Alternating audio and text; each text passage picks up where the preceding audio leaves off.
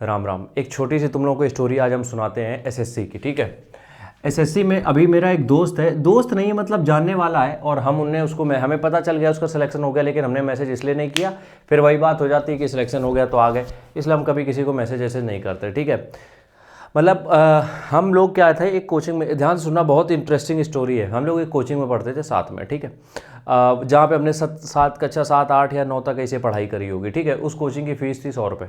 सीधी सी बात समझो, उस कोचिंग की फ़ीस थी 100 रुपये।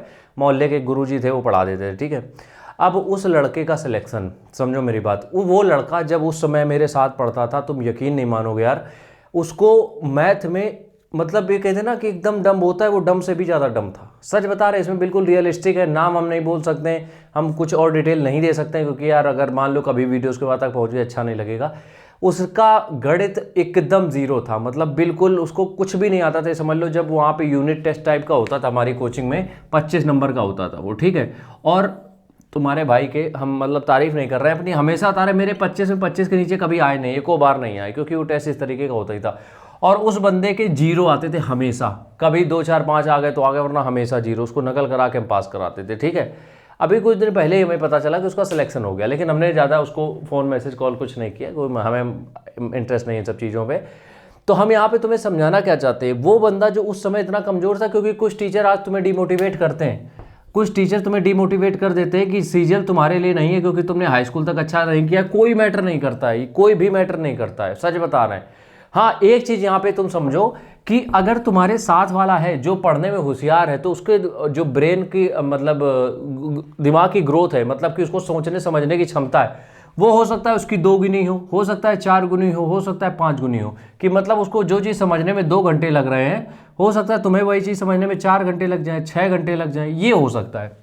ये वेरी करता है कि मतलब कौन है तुम्हारे साथ, किसके साथ तुम तैयारी कर रहे हो, या फिर कौन है तुम्हारे आसपास। ठीक है, लेकिन यहाँ पे ये डिसाइड नहीं होता है कि अगर वो टॉपर है तो सिर्फ उसी का सिलेक्शन होगा। सिलेक्शन इस बेस पे होता है कि तुम्हें वो इक्वल मैच करना है। अगर मान लो वो 2 घंटे पढ़ के कोई चीज़ समझ रहा है और तुम्हें 2 घंटे में उसका कुछ भी पल्ले नहीं पड़ा है, कोई दिक्कत नहीं, उसको 6 घंटे दे दो तुम। हो सकता है कि उसने पहले अटैम्प्ट में निकाल लिया और तुम्हें 3 अटैम्प्ट लग जाए, ये चीज़ें हो सकती हैं, ये बिल्कुल पॉसिबल है, बेस्ट मतलब हो सकता है ये। लेकिन ऐसा बिल्कुल भी नहीं, कोई इसमें वो नहीं है कि तुमने अगर हाई स्कूल या इंटर में तुम्हारा अच्छा स्कोर नहीं रहा है, तुम्हारी कैलकुलेशन अच्छी नहीं रही है, तो तुम नहीं निकाल पाओगे। बस तुम्हें समझनी एक चीज़ पड़ेगी कि you have to clear your basics. तुम्हें अपने बेसिक्स में बहुत फोकस करना पड़ेगा, क्योंकि तुम्हारे बेसिक्स सबसे कमज़ोर थे। ठीक है, दूसरी चीज़, तुम्हें जो है अपनी कैलकुलेशन को और थोड़ा इंगेजिंग बनाना पड़ेगा। इंगेजिंग का मतलब ये होता है कि लास्ट स्टेप, हर कैलकुलेशन को तुम्हें आखिरी स्टेप तक ले जाना पड़ेगा, जिससे कि तुम्हारी कैलकुलेशन पावर बढ़े।